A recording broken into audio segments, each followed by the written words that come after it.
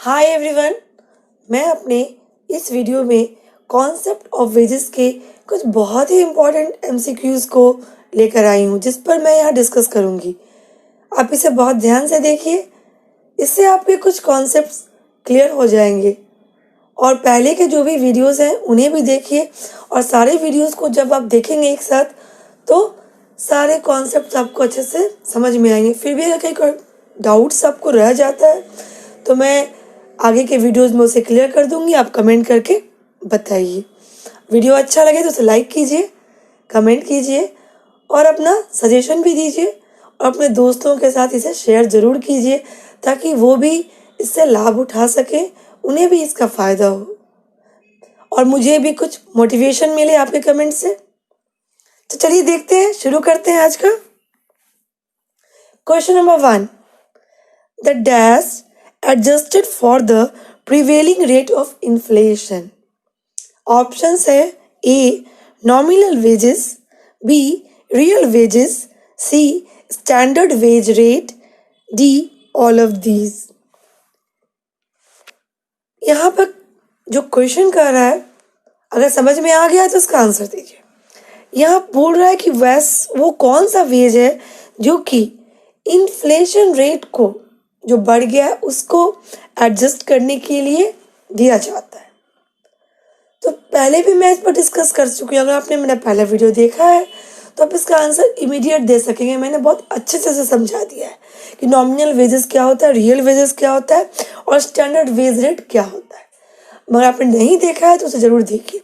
इसका आंसर है real wages, क्योंकि रियल वेजेस वो वेज होता है जो कि महंगाई के अनुसार उससे एडजस्ट किया जाता है, आपके परचेजिंग पावर को बढ़ाया जाता है और ये देखा जाता है कि आपका परचेसिंग पावर जितना पहले था अगर वेज बढ़ने के बाद भी उतना है या नहीं, वो पावर घटा है या ज़्यादा हुआ है।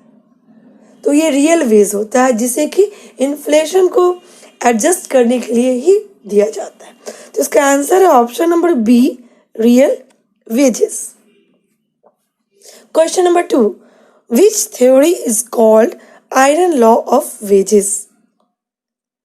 आयरन लॉ ऑफ वेजेस किसे कहते हैं? ऑप्शंस है सबसिस्टेंस थ्योरी, बी है वेज फंड थ्योरी, सी है सरप्लस वैल्यू थ्योरी, डी है ऑल ऑफ दीज। देखिए ये याद करने की चीज़ है और अच्छे से याद कर लीजिए कि आयरन लॉ ऑफ वेजेस बोलते हैं सबसिस्टेंस थ्योरी को। ये ऑप्शन नंबर ए इसका सही है। क्यों कहते हैं? क्योंकि सबसिस्टेंस थ्योरी दिया था डेविड रिकार्डो ने। इन्होंने बताया था कि वेजेस हमेशा इतना कम भी नहीं हो सकता कि लेबर सरवाइव नहीं करे, उस मिनिमम लेवल पे आके फिक्स होता है जहाँ पर कि एक लेबर जो है वो अपने काम के जो चाहिए एनर्जी, अपने जीवन को बनाने के लिए जो चीज़ ज़रूरी है वहाँ तक वो कर सके। और वो हमेशा क्योंकि एम्प्लॉयर चाहता है उसे कम देना, लेकिन इतना कम नहीं देगा कि वो जिंदा ही नहीं रह सके। तो एक सबसिस्टेंस लेवल पे हमेशा वेज टेंड होता है, वहाँ पे आकर ही फिक्स होता है। इसीलिए इसे आयरन लॉ ऑफ वेजेस कहा गया था, जिसे डेविड रिकार्डो ने दिया था। वेज फंड थ्योरी दिया था, मैंने पहले डिस्कस किया, J S. Mill, Adam Smith. Surplus value theory, Karl Marx. ये नाम बार बार मैं रिपीट कर रही हूँ ताकि आप वीडियो देखते ही आपको सुन के ही याद हो जाए, इसे रटना ना पड़े। और ये बहुत इम्पोर्टेंट एग्जाम्स के लिए हमेशा आते हैं और इसमें कंफ्यूजन क्रिएट होता है। तो चलिए आइए आगे बढ़ते हैं। क्वेश्चन नंबर 3 देखते हैं। Which of the following is the method of wage payment? अब वेज पेमेंट करने का मेथड कौन कौन सा है? Option A time wage system, B piece wage system, C balanced and depth method, D all of these. देखिए यहाँ पर time wage system, piece wage system मैंने डिस्कस किया है पहले भी, लेकिन बैलेंस एंड डेप्थ मेथड मैंने डिस्कस नहीं किया है। इसे मैं अपने अगले वीडियोस में डिस्कस करूंगी। यहाँ पर तीनों ही मेथड है, इसे आप याद कर लीजिए। टाइम वेज जो टाइम के अनुसार दिया जाता है, स्टैंडर्ड टाइम फिक्स कर जाता है।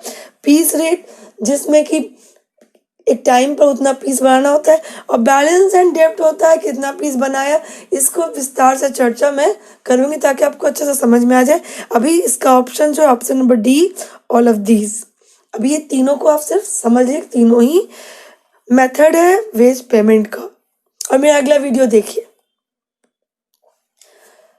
Question number 4, dash means the additional output realized by employing one additional unit of labor. Options है value productivity, B specific productivity, C marginal productivity, D all of these. यहाँ पे कह रहा है कि एक एडिशनल यूनिट ऑफ लेबर, अगर एक लेबर को बढ़ाया जाता है तो कितना प्रोडक्टिविटी में क्या बढ़ता है, कितना यूनिट बढ़ता है, उसे क्या कहते हैं। जिन्होंने पढ़ा है उसे सब पता है, नहीं पढ़ा है, मार्जिनल वर्ड का मतलब नहीं पता है उसको, तो वो आपको कन्फ्यूज़न होगा। लेकिन ध्यान से समझिए कि इसका आंसर है option number C, marginal productivity. ठीक है, अब इसे क्यों कहते हैं मार्जिनल, मतलब एक मार्जिन होता है।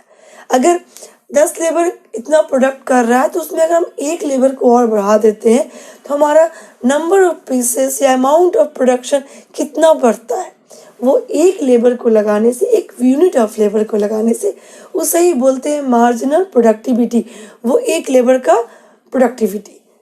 ठीक है, तो इसी का टर्म का बात कहा गया था marginal productivity theory of wages में। अब मेरा पिछले वीडियो में देखिए तो यहाँ से आपको क्लियर हो गया होगा कि लेबर का मार्जिनल प्रोडक्टिविटी क्या होता है। एक यूनिट ऑफ लेबर को बढ़ाने से जितना पीस, जितना अमाउंट ऑफ प्रोडक्शन बढ़ता है उसे ही बोलते हैं मार्जिनल प्रोडक्टिविटी ऑफ लेबर। आगे मैं और भी इससे संबंधित टर्म्स को डिस्कस करूंगी जिससे आपका कॉन्सेप्ट और भी क्लियर हो जाएगा। तो प्लीज़ वॉच, देखते रहिए वीडियोस। चलिए आइए आगे बढ़ते हैं। क्वेश्चन नंबर 5 देखते हैं। Bargaining theory of wages was given by. Wages के बहुत सारे थ्योरी हैं जिसमें से कुछ थ्योरी बहुत इंपॉर्टेंट है, तो सारे थ्योरीज को धीरे धीरे समझते जाइए और उन्हें याद रखिए। जब तक कॉन्सेप्ट समझ के उसको याद करेंगे तो नाम याद रखना आसान होगा। अब देखिए बार्गेनिंग थ्योरी ऑफ वेजेस के किसने दिया था। ऑप्शन है David Ricardo, B Karl Marx, C Clark, D John Davidson. अगर आपने मैं पिछला वीडियो ध्यान से देखा है तो आप इसका आंसर यूं ही दे देंगे। अगर आपको इस थ्योरी के प्रोपाउंडर का नाम नहीं याद है तो भी, अगर आपको तीनों याद है, David Ricardo subsistence theory, Karl Marx surplus value theory, अब मैंने पहले डिस्कस किया है, क्लार्क ने क्या दिया था मार्जिनल प्रोडक्टिविटी थ्योरी। अगर ये तीनों याद है तो चौथा option number D John Davidson, वो ऐसे ही इसका आंसर हो गया ऑप्शन नंबर डी। तो अब ये बार्गेनिंग थ्योरी ऑफ वेजेस क्या कहता है, जिसे जॉन डेविडसन ने दिया था। ये कहता है कि wages employer, employees, trade union, इसके क्या बार्गेनिंग पावर पर डिपेंड करता है। जिसका भी बार्गेनिंग पावर ज़्यादा है वेज एग्रीमेंट उस लेवल पे होता है।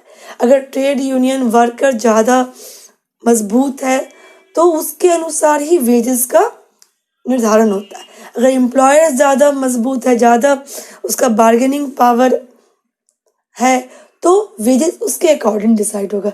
ऐसा नहीं है कि बहुत अपने मन से कुछ भी डिसाइड हो जाएगा, मगर निगोशिएशन से, बार्गेनिंग के द्वारा एक लेवल पर डिसाइड होता है जो थोड़ा सा ऊपर नीचे वो फ्लक्चुएट कर सकता है, वो उसके बार्गेनिंग पावर के द्वारा। तो bargaining power of theory of wages दिया था जॉन डेविडसन ने। अभी तक मैंने 5-6 थ्योरी को डिस्कस किया अपने प्रीवियस वीडियोस में। आप सबको ध्यान से देखिए और कम से कम इतने थ्योरीज और उसके कॉन्सेप्ट और उसके प्रोपाउंडर को अच्छे से याद कर लीजिए। आगे मैं और भी थ्योरीज को डिस्कस करूंगी तो आपको ये याद रहेगा, तो आगे का याद करना आसान हो जाएगा। तो वेजेस में, कॉन्सेप्ट ऑफ वेजेस में ज़्यादा कुछ नहीं है, सिर्फ वेज क्या होता है, वेज टाइप्स, वेज कैसे डिटरमाइन किया जाता है, वेज डिफरेंशियल, और वेजेस में इंसेंटिव प्लान्स कैसे देते हैं, ये सब पढ़ना है, जिसको धीरे धीरे मैं सबका एक बेसिक कॉन्सेप्ट आपको दे चुकी हूँ। अब उसको समझ जाइए और आगे इसको मैं डिटेल्स में अपने सारे वीडियोस में इस पर डिस्कस करने वाली हूँ। पूरा वेज का जो कॉन्सेप्ट है वो आपका इस कोर्स से क्लियर होने वाला है, तो इसे अच्छे से इस पर ज्वाइन कर लीजिए और इसको देखते जाइए, बार बार देखिए, फिर इसमें से एक भी क्वेश्चन आपका मिस नहीं होगा। जब कॉन्सेप्ट क्लियर रहेगा तो कैसे भी क्वेश्चन आए, कितना डीप में भी आए, अगर 2 ऑप्शंस 3 ऑप्शंस वाले भी क्वेश्चंस आते हैं, ए बी सही बी सी डी सही, तो भी आप सही उसका आंसर दे पाएंगे। अब वो समय नहीं है कि एक ऑप्शन को तुक्का मार देना, अब कॉन्सेप्ट को बहुत डीप में पढ़ने का समय है, क्योंकि ऑप्शंस ऐसे आते हैं कि 2 सही रहता है और तीसरा समझ में नहीं आता है तो गलत आंसर हो जाता है।